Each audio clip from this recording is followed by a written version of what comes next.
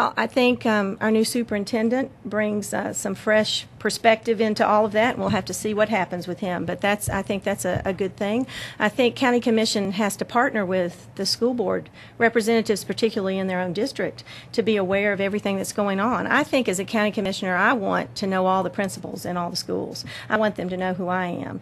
I was heavily involved in PTA when my kids were in school, so I think the more that you're in a school, the more that you know about a school, the more that people respect you as a parent and what you do with that school. So I have always stayed involved when my kids were in school. They're not anymore, so I'm kind of out of that loop now.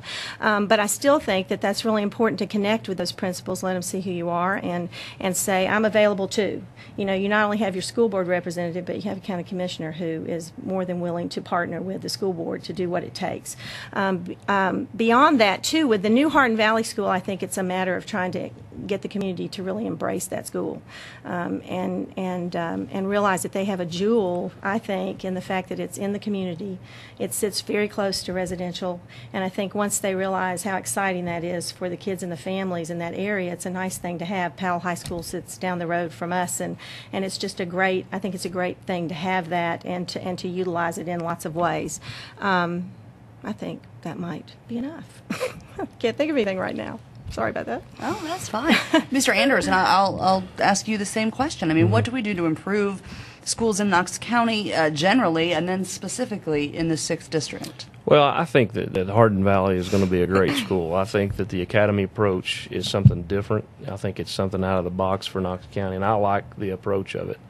I hope that it's successful, and I think that the new principal and she has got her staff motivated to do the best that they can do, and I'm excited to see how the academy approach works. And but there's a lot of things that we can do. I think we need to, and I'm not. Education is one of those black holes. You could pour all the money in the world into it. We could pour hundreds of millions of dollars, but if it doesn't make it to the classroom, it doesn't matter. And I think that that's something that we need to work on, is making sure that more money makes it to the classroom. And I think that people don't realize that the effect that education has on the economic system. And if we're not producing people for the workforce, or people for technical school, or people for college, then we're not. It doesn't matter what our scores are. We're not successful, because you can make a score, an average, look like anything. Statistics are just statistics unless you sit down and really look through them. And I think it's vital that we just make sure that our teachers have the tools that they need to put kids out. And not every kid's going to go to college. It took me until I was 34 years old to graduate college. And so, I was one of those kids that they say, well, my percentile was probably low coming off the ACT.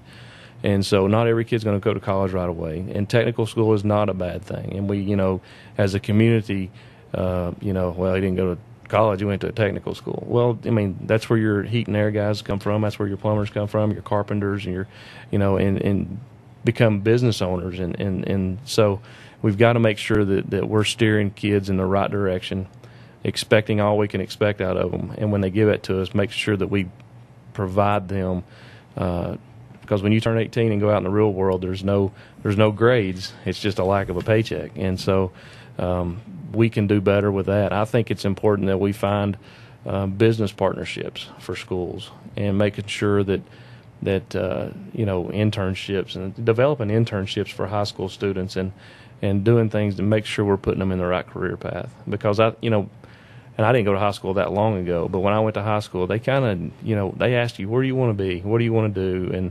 And they kind of guided you down that direction. I don't think they have the time and resources to do that anymore, and they just herd kids through and try to get them out of their school. And I think that's a huge mistake.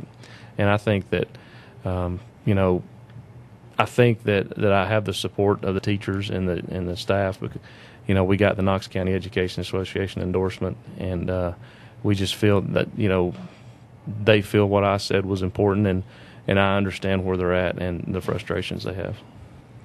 I just want to say a little bit more. I think there's some things happening right now that I think will be positive towards some of the things that Brad said regarding the Workforce Education Summit that's going through the partnership. And they are out there right now working very hard to, I think, initially help parents understand their role in trying to encourage students to do what they can to be the best that they can be in terms of Brad's exactly right. There are kids that will not go to college or are just not ready for that yet. And parents need to help their children find that path and know which way they need to go, which way they want to go, and encourage them to do that. And I think that's happening in the business arena. The businesses have picked up on the fact that we may be very short very soon with not enough children coming out of school being able to be in the workforce.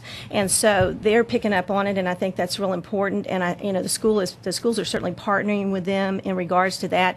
And so as long as I've been involved in education, I'm going to continue to be involved in it. I have to say that I was sad that I didn't get the education endorsement, but for whatever reason I didn't. It doesn't mean that I am not as committed to education as anyone else. And it's incredibly important, and we just need to stay on top of it.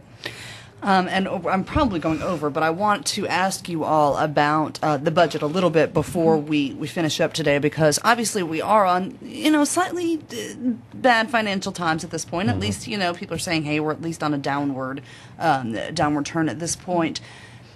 As far as the Knox County budget, first of all, what kind of qualifications do you bring to analyzing a big budget like that?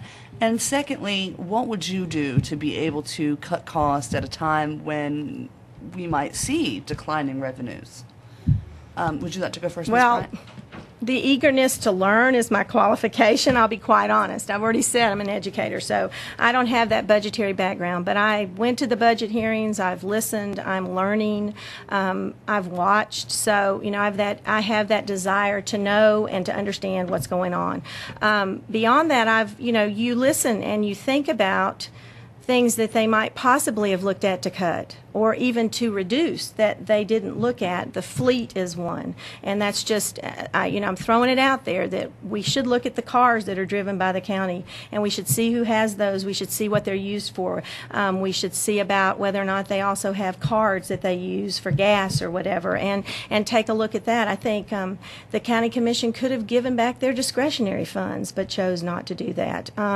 They could. I think every office, every department in Knox County has ways that they can reduce what they're spending and focus on the most important aspects of whatever that department is and let the rest fall to the side right now. I've said to people, families and in the community, we are all having